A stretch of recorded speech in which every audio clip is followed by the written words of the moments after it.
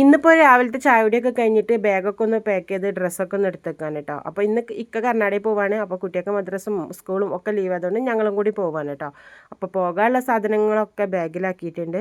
പിന്നെ iron ചെയ്യാനുണ്ടായിരുന്നു dress. അപ്പോൾ dress iron ചെയ്യാനുള്ളതൊക്കെ റെഡിയാക്കി അയൺ ചെയ്തെടുത്തു. പിന്നെ മക്കളെ കുളിയും ഞങ്ങളെ കുളിയൊക്കെ കഴിഞ്ഞ് മാറ്റി പോവാനൊരുങ്ങി കേട്ടോ. ഇന്ന് നിച്ചുകുട്ടൻ്റെ ബർത്ത്ഡേ ആണ്. അപ്പോൾ രാവിലെ തന്നെ കുളിച്ച് മാറ്റി ഒന്ന് മിഠായിയൊക്കെ എല്ലാവർക്കും കൊടുത്തു. അപ്പോൾ കേക്കൊന്നും വാങ്ങിയിട്ടില്ല കേട്ടോ.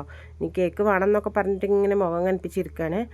അങ്ങനെ വണ്ടിയൊക്കെ വന്നപ്പോഴേക്കും ഞങ്ങളൊക്കെ ബാഗും എല്ലാം എടുത്ത് താഴേക്ക് ഇറങ്ങിയിട്ടുണ്ട് കേട്ടോ. ഇവിടെ തന്നെ നല്ല ചൂടാണ് കേട്ടോ. അപ്പോൾ ഇനി കർണാടകത്തെ ചൂട് പറയേണ്ടി വരില്ല, നല്ല ചൂടുണ്ടാകും. ഞങ്ങൾ ഇവിടുന്ന് ഒരു 10-11 മണിയായപ്പോഴേക്ക് ഇറങ്ങിയിട്ടുണ്ട് കേട്ടോ. ഇവിടെ തന്നെ നല്ല വെയിലാണ്. വണ്ടിക്ക് കയറിയപ്പോൾ AC ഇപ്പം തന്നെ ഓണാക്കണം എന്നുള്ള കണ്ടീഷനിലാണ് കേട്ടോ, വെയിലിൻ്റെ ചൂട്. പിന്നെ റിജുക്കുട്ടൻ ഞങ്ങളപ്പം വരുന്നില്ല കേട്ടോ. റിജുട്ടന് ഇന്ന് ഓൻ്റെ അമ്മായിൻ്റെ വീട്ടിലേക്ക് പോവാണ്, ഇക്കാൻ്റെ പെങ്ങളെ വീട്ടിൽ കേട്ടോ. അപ്പോൾ ഓൻ്റെ വിരുന്ന് അവിടെയാണെന്നും പറഞ്ഞിട്ട് രാവിലെ തന്നെ അങ്ങോട്ട് പോകാൻ വേണ്ടിയിട്ട് ഒരുങ്ങി നിൽക്കുകയാണ് കേട്ടോ. അപ്പോൾ ഞങ്ങൾ പോകുമ്പോൾ അവൻ മൂത്തച്ഛൻ്റെ വീട്ടിലാണ് ഉണ്ടായിരുന്നത്. അപ്പം അവനോട് പോകുക എന്നൊക്കെ പറഞ്ഞിട്ട് ഞങ്ങൾ അവിടെ നിന്ന് പെട്ടെന്ന് തന്നെ വണ്ടി എടുത്തു കേട്ടോ.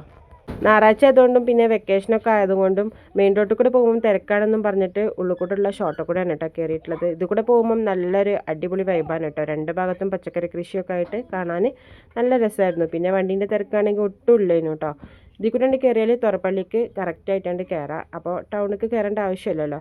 അങ്ങനെ ടൗണ് ടച്ച് ചെയ്യാതെ തുറപ്പള്ളിയിൽ എത്തിയിട്ടോ. അപ്പോൾ പിന്നെ കുറച്ച് ചിപ്സും അങ്ങനത്തെ സാധനങ്ങളൊക്കെ വാങ്ങാമെന്ന് പറഞ്ഞിട്ട് അവിടെ വണ്ടി നിർത്തിയിട്ടാണ്. ചിപ്സ് വാങ്ങിയപ്പോൾ അവിടെ നല്ല ഗോതമ്പിൻ്റെ അലുവ ഉണ്ടായിരുന്നു കേട്ടോ, നല്ല ടേസ്റ്റ് ആയിരുന്നു. അതും വാങ്ങി. പിന്നെ മാങ്ങയും പൈനാപ്പിളൊക്കെ ചെറിയ കവറിലാക്കിയിട്ട് വിൽക്കുന്നുണ്ടായിരുന്നു കേട്ടോ, അതും കൂടെ വാങ്ങിയിട്ടുണ്ട്. അങ്ങനെ തുറപ്പള്ളി ടൗണൊക്കെ കഴിഞ്ഞ് നമ്മൾ ചെക്ക് പോസ്റ്റിലെത്തി കേട്ടോ. ചെക്ക് പോസ്റ്റ് കടന്നപ്പോൾ തന്നെ കാടിനൊക്കെ ഒരു ഭംഗി വെച്ചിട്ടുണ്ടായിരുന്നു. കഴിഞ്ഞ ആഴ്ച 2 മഴ കിട്ടിയതുകൊണ്ട് കാടൊക്കെ ഒന്ന് പച്ചപ്പ് പിടിച്ചിരുന്നു കേട്ടോ. കഴിഞ്ഞ പ്രാവശ്യം നമ്മൾ വന്ന സമയത്ത് കാടൊക്കെ ഉണങ്ങി കരിഞ്ഞു കിടക്കുന്ന സമയമായിരുന്നു. ഇപ്രാവശ്യമാണെങ്കിൽ കാടൊക്കെ കാണാൻ നല്ല ഭംഗിയുണ്ടായിരുന്നു കേട്ടോ. വിഷു കഴിഞ്ഞപ്പോൾ ഈ ഭാഗത്തൊക്കെ കൊന്നപ്പൂക്കൾ നല്ലോണം പൂത്ത് നിൽക്കുന്നുണ്ട് കേട്ടോ. ഇനി പിന്നെ ആരും പറക്കൂലല്ലോ, വിഷുവിന് മാത്രമല്ല ഇന്നെല്ലാവരും കാണുള്ളൂ എന്നുള്ള ഇതിലാണ് കൊന്ന പൂത്ത് നിൽക്കുന്നത്. കൊന്നൻ്റെ ഒരു ഇല പോലും കാണുന്നില്ല കേട്ടോ, അത്ര ഭംഗിയിലാണ് കൊന്നപ്പൂക്കൾ അടിപൊളിയായി പൂത്ത് നിൽക്കുന്നത് കേട്ടോ.